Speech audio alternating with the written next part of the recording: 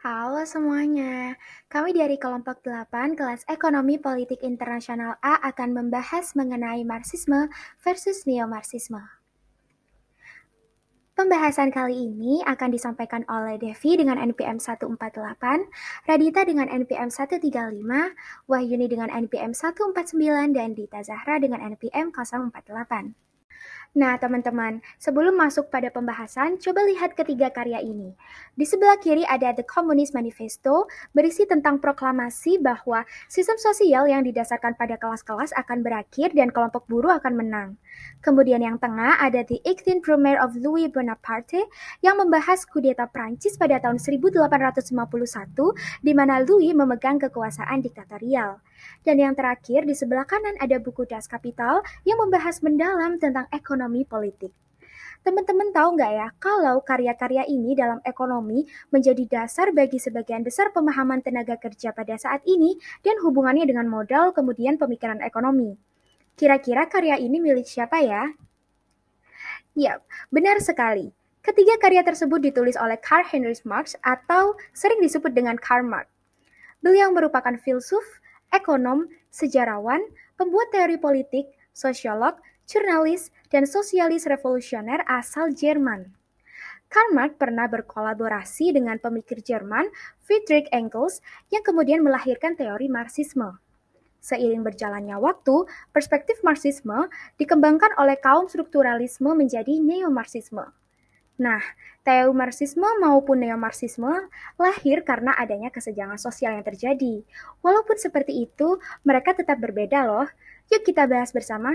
Enjoy! Jadi apa sih perbedaan Marxisme dan Neo-Marxisme? Marxisme itu merupakan kritik terhadap liberalisme. Yang membedakan antara Neo-Marxisme adalah Marxisme ini merupakan social division-nya atau pembagian kerjanya itu dalam ranah ekonomi politik domestik.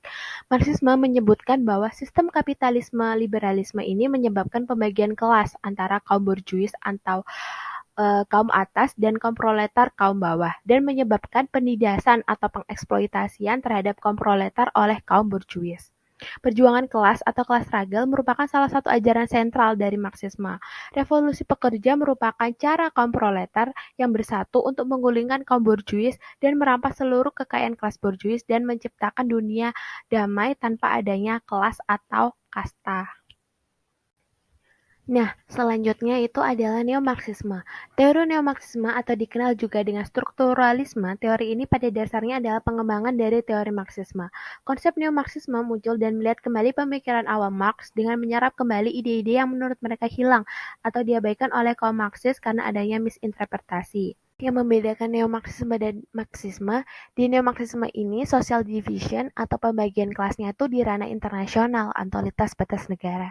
Membahas tentang negara pemilik modal dan negara yang didominasi oleh pekerja. Neo-Marxisme ini memberikan kritik kepada sistem kapitalisme bahwa kerjasama tatanan ekonomi liberal tidak selalu menguntungkan semua pihak antara negara core dan negara periferi. Negara core ini memanfaatkan negara periferi dalam kegiatan produksinya dengan tujuan untuk mendapatkan keuntungan yang maksimal. Nah, terdapat dua jenis teori neo-Marxisme. Pertama, teori neo-Marxisme berdasarkan dengan dependensi teori dan world system. Dependensi teori merupakan teori ketergantungan negara periferi terhadap negara core. Dependensi teori merupakan konsep inti bagi kaum neo-Marxis.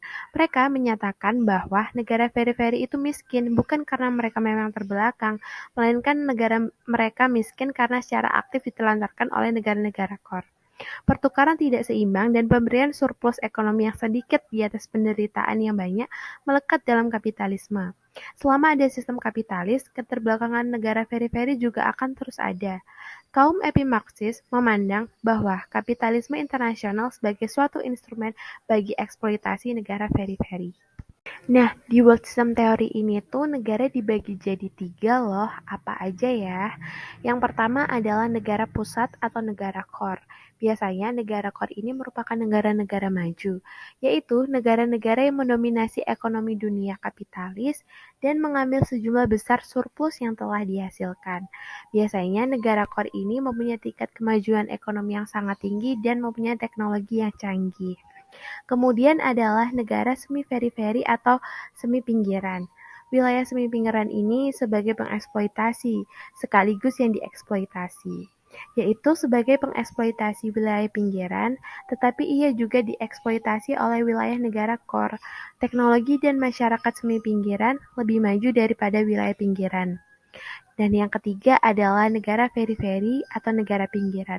Negara periferi ini biasanya adalah negara yang berkembang, merupakan segmen ekonomi dunia yang diarahkan secara ekstensif oleh pusat untuk pengambilan surplus.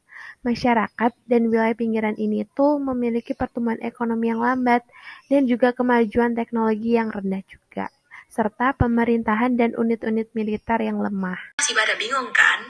Jadi langsung aja kita ke contoh dari teori Marxisme. Seperti yang kita ketahui bersama, latar belakang pemikiran ini adalah adanya eksploitasi besar-besaran yang dilakukan oleh kaum borjuis terhadap kaum proletar, yang akhirnya menimbulkan suatu pemberontakan dan melahirkan perubahan dalam masyarakat, yakni masyarakat tanpa kelas. Sama seperti Revolusi November yang terjadi di Jerman. Revolusi November adalah konflik sipil di Kekaisaran Jerman pada akhir Perang Dunia Pertama yang berakibat pada penggantian monarki konstitusional federal Jerman dengan Republik Parlementer Demokratis yang kemudian dikenal sebagai Republik Weimar.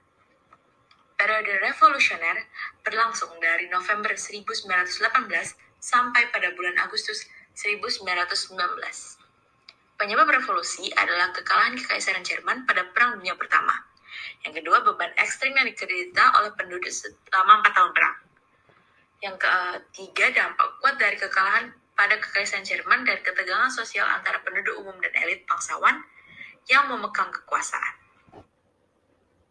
Nah, Revolusi November pada akhirnya juga menimbulkan beberapa pemberontakan.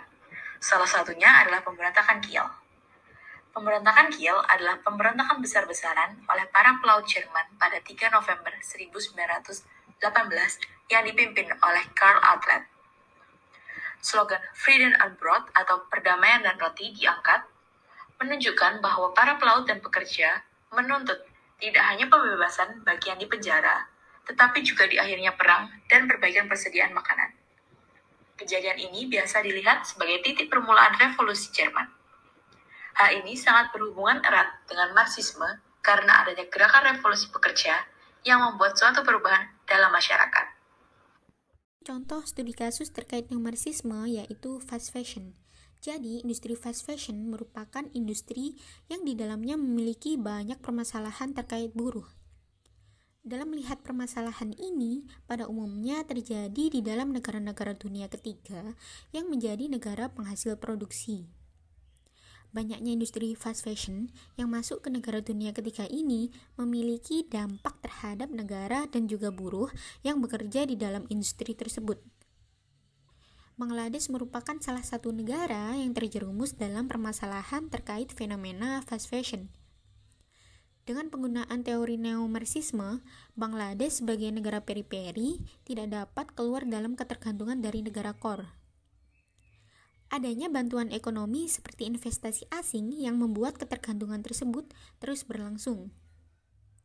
Serta hal ini menimbulkan dampak kepada buruh dari masuknya industri fast fashion sebagai perwakilan negara core.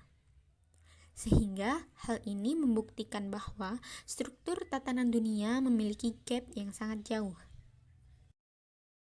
Nah, itu dia teman-teman penjelasan mengenai Marxisme dan Neo-Marxisme. Jadi setelah ini nggak perlu tertukar-tukar lagi ya definisi mengenai kedua teori tersebut. Sekarang, sebelum pembahasan ini berakhir, aku akan ngasih tahu tentang fakta menarik kalian. Waduh, apa tuh? Jadi teman-teman, sebenarnya kalian itu bisa loh nerapin Marxisme. Gimana ya caranya? Selamat datang di trivia tentang Marxisme. Jadi sebenarnya benar kalau kita itu bisa nerapin Marxisme. Diibaratkan kalian memiliki sebuah perusahaan. Pada ilustrasi 3 orang sebelah kiri, mereka merupakan karyawan lama kalian yang sudah bekerja lama dengan kalian. Kemudian ilustrasi sebelah kanan adalah karyawan baru dengan pakaian warna kuning yang masuk pada hari kerja pertamanya. Kalian sedang menjelaskan bahwa dengan skill yang sama, tidak ada perbedaan gaji antara karyawan baru dan karyawan lama. Tindakan tersebutlah menjadi salah satu contoh Marxisme dalam kehidupan sehari-hari. Terima kasih teman-teman sudah menonton video kami. Semoga bermanfaat dan sampai jumpa.